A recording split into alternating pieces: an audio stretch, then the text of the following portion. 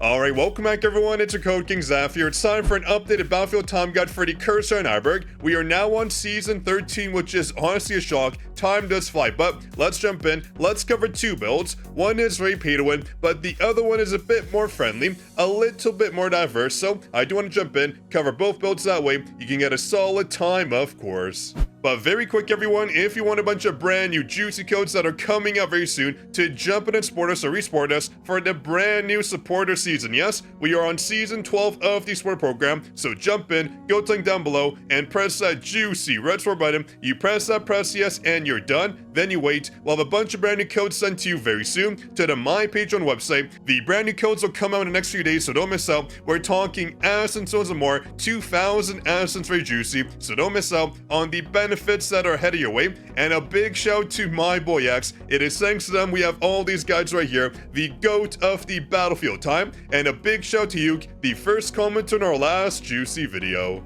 Now let's jump in and cover both the build guides so we know exactly what to do, but I want to mention a very common mistake I see is when it comes to JINWOO stats. Yes, his stats do matter, even in Battlefield time. You want to make sure if you're on the ideal loadout when it comes to Intuit, and of course landing speed right here, that you have agility and intelligence. We want 220 if they're transcendent, but if they're legendary, you want 200 and the rest in the strength. That is the ideal loadout, so make sure you don't make that mistake. It is a very common one I see everyone making, but let's jump in. Let's cover the build. This is the more, I guess, free-to-play, quote-unquote, friendly option. Though when it comes to Battlefield time, as you know, no build is free-to-play friendly. This is one of the most pay-to-win modes out there, but as you can see, we have Meilin, we have Min, we have Akari, and for shoutouts, we have Biru for the attack and crit damage increase. We also have Bessie for defense spam, and Kaisel for a bit more shadow damage coming in. But when it comes to Kaisel, you can swap them out. You can run Serbi if you want right over here. In place of Kaisel, you do not need Kaisel. They just give you a little bit more damage coming in, but it's not a big deal. You can pretty much use any shadow here. It's up to you. Just use a shadow that's the strongest in your kit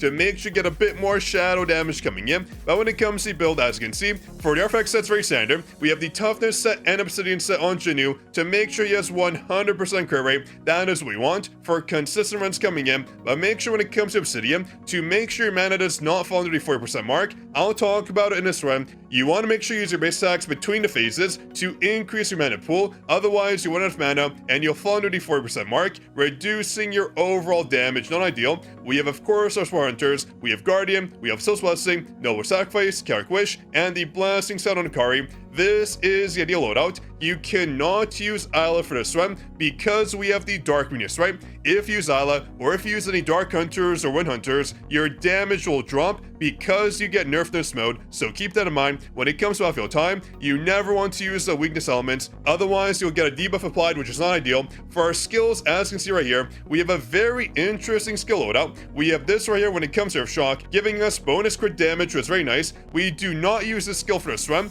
when it comes to build number 1 because it consumes so much mana, which will result in the obsidian set not proccing, so keep that in mind. We want this right here to reduce our mana consumption. Very good. The crit damage bonus comes in clutch. And when it comes to our blessing stones, as you can see right here, also QTs, you want Overshadow. That's the only one we use. But when it comes to our blessing stones right here, as you can see, we have the brand new one, as mentioned in our testing video. Acrobat is the way to go, giving you major bonuses. Even at the legendary mark, the 30% increase is huge. Even if you get hit, it is still so darn good. We have this right here as well. The reason why we have Title of Assassin is because of the Winter Fang right over here for the 30% crit damage and damage increase buff. Very strong. That's why you have it. For the isolation bonus, oh, I love that weapon. I love the passives, and I love how we get so much damage coming in. And of course, Intuit and lightning speed for the bonus scaling when it comes to attack, giving us a lot of bonus compared to JINWOO stats, of course. And lastly, when it comes to cores, you want this one here and this one here. The rest just don't matter. And here's the second build. Let me cover it. Right in our presets, I have it hidden away. There we go. Let me load that up. This is the second build. This one's a bit more pay to win, right? Just because of the core staff, we have Alan Zorb, the brand new weapon coming in, the same shadows. You can swap out Beer right here if you want. We have Gina, we have Essel for the procs on their passives, but Also because Gina right here will stun the target, making this run possible. She's a must. And when it comes to Essel, we get the bonuses from our passive right here. As you can see, we get bonus attack if I can find a boom, bonus attack coming in, and other passives as well, making her a very good choice. And of course, Meilin, one of the best war hunters in the game. We have the same set on JINWOO, Tough Set Obsidian. We have the blasting set on Meilin, Guardian Selves when it comes to Argo Essel, and Noble Sacrifice and Calquish when it comes to Gina as well. For the Blasting Stones and Runes, we run this right here for the 90% crit damage increase. Again, this is a very pay-to-win build, making sure you have all these skills and Blasting Stones maxed out for the maximum damage output. And of course, the brand new skill, the Water Kick. This skill is so darn good as well.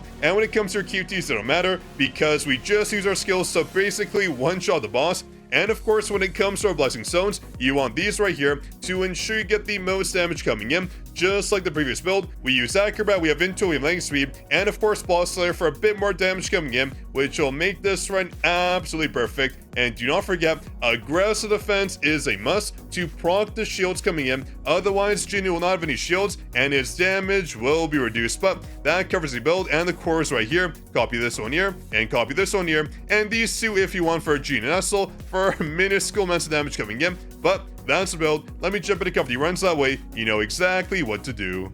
Now let's jump in to cover both the builds. Here's the more entry-level option to make sure you can get a good time, of course. So we dash in, dash in, dash in. You want to go right around here and use the Car Sport skill. That'll pull up all the mobs here, and also make sure that your QT procs launch. We use Akari. We walk back all the way to pull the mobs towards us, and Akari uses our skill, boom, it comes out. It'll pull the mobs a little bit. Then we want to use our Overshadow to hit every single mob. Watch, every single mob just got decimated. Then on the second phase, we use our quarterstaff, charge it up. Do not walk at all, just charge it up because this mob is foolish and it comes to us and smack.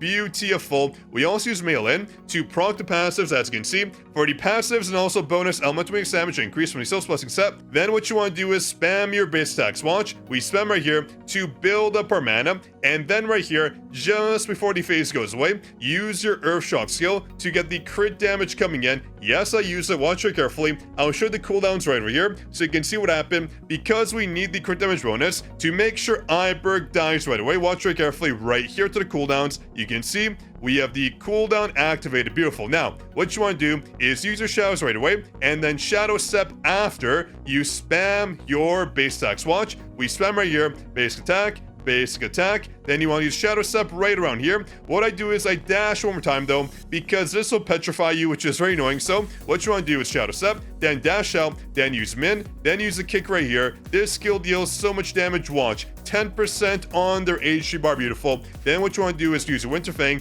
to finish off the boss, and done. That's a very good run. It's more accessible than the second run we're covering here, where we got 19.2 seconds. Very nice. But let me jump in. Let me cover that run as well, so you know exactly what's going on to get the perfect score, of course.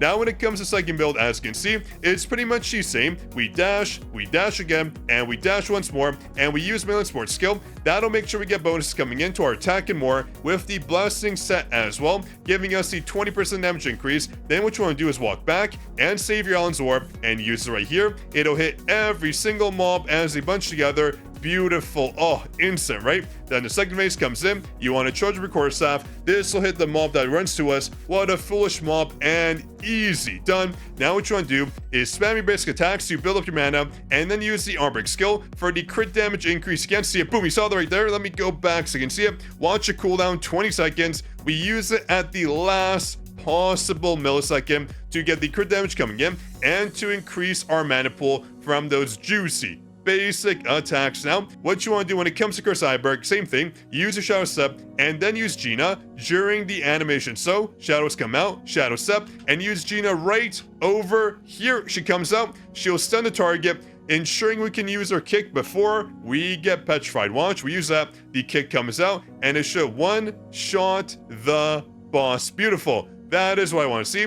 That's the run. That's how we got 19.2 seconds coming in. We still got stunned there, whatever. it didn't matter because the EIBERG died. Beautiful. What a run. Hope you enjoyed. If you did, drop your like. Make sure to subscribe. I will have both the runs without commentary at the end of the video. That way we can see what's going on. But make sure you also jump in and support us if you want all those juicy codes that are coming out very soon. Don't miss out. We are talking ass and stones and more. Supporting is 100% free. But on that note, everyone, hope you enjoyed. Drop your like, subscribe. I'll catch you in the next juicy video, of course.